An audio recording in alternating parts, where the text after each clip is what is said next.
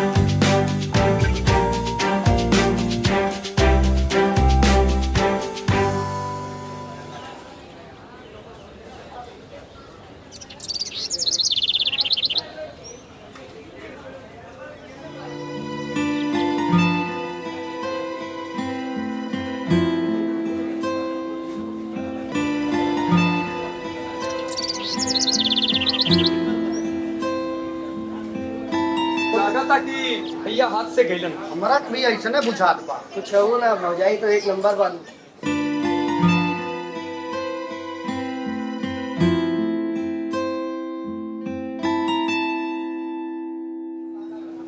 क्या बात होत बा तोहर लोगन के?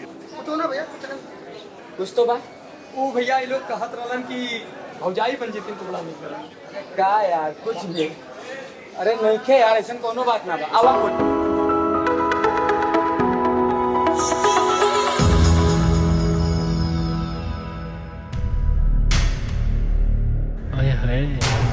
बात तो बड़ा मस्त बा भाई।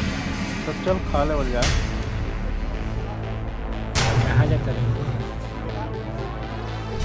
अरे जमाने के करा पे लुटेबू।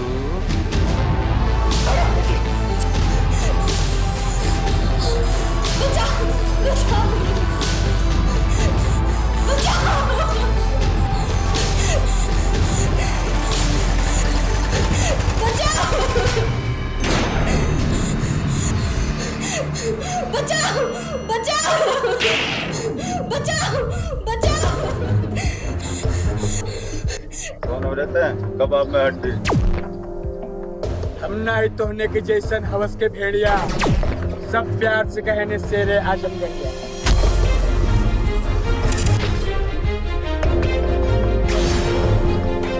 चल ले चल देख ले हमने को क्या क्या आदमी है। चल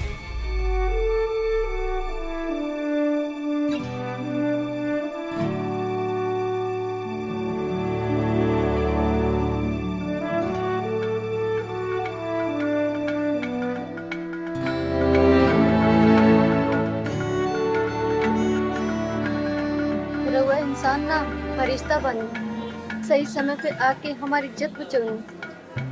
ना तो हमारा फर्ज रहा।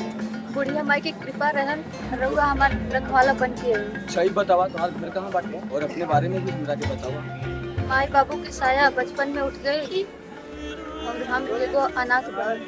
आज से तू अपना के अनाथ मत समझिए, हम तोहरा रखवाला बन। चला बैठा तोरा के तोहरे घरे पे छोड़ दी।